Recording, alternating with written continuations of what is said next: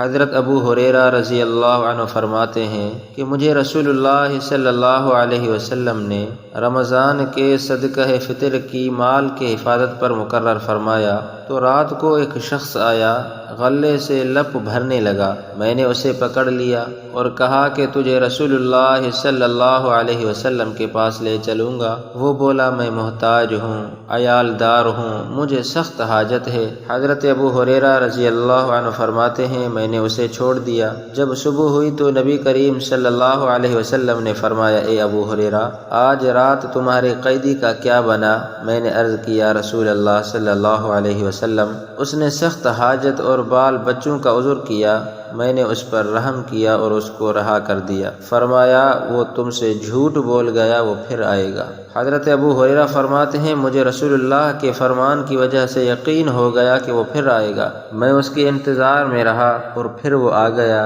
اور اناج میں سے لے جانے لگا۔ میں نے اسے پکڑ لیا اور کہا کہ میں تجھے رسول اللہ کے بارگاہ میں ضرور لے جاؤں گا۔ وہ بولا، مجھے چھوڑ دیجئے، میں محتاج ہوں، عیال دار ہوں اور مجھے سخت حاجت ہے، میں پھر نہیں آؤں گا۔ حضرت ابو ہریرہ فرماتے مجھے رحم آ گیا، میں نے اسے پھر چھوڑ دیا۔ جب صبح ہوئی تو نبی کریم صلی اللہ علیہ وسلم نے فرمایا، اے ابو ہریرہ، تمہارے قیدی کا کیا ہوا؟ میں نے عرض کیا، یا رسول اللہ صلی اللہ علیہ وسلم، اس نے سخت محتاجی اور بال بچوں کا عذر پیش کیا، مجھے اس پر رحم آ گیا تو میں نے اسے رہا کر دیا۔ اللہ کے رسول نے فرمایا، اے ابو ہریرہ، وہ تم سے جھوٹ بول گیا، وہ پھر آئے گا۔ ابو ہریرہ فرماتے ہیں بس تیسری رات میں اس کا منتظر رہا، جیسے وہ اناج لینے لگا تو بس میں نے اسے پکڑ لیا اور کہا کہ آج میں تجھے رسول اللہ صلی اللہ علیہ وسلم کی بارگاہ میں ضرور لے جاؤں گا، کیونکہ آج آخری اور تیسری رات ہے۔ تو ہر دفعہ کہہ جاتا ہے کہ اب نہیں آؤں گا، اب نہیں آؤں گا، مگر پھر بھی آ جاتا ہے۔ وہ بولا، مجھے چھوڑ دیجئے، میں آپ کو چند ایسے کلمات سکھاتا ہوں جن کی برکت سے اللہ آپ کو نفع دے گا۔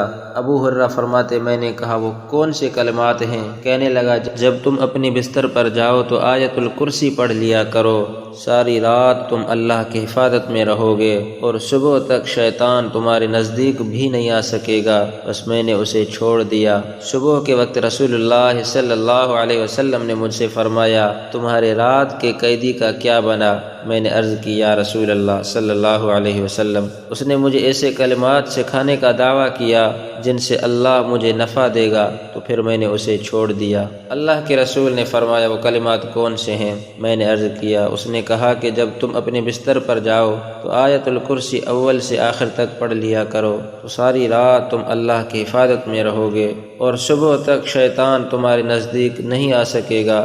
اللہ کے رسول صلی اللہ علیہ وسلم فرمانے لگے، وہ ہے تو جھوٹا مگر تم سے سچ کہہ گیا۔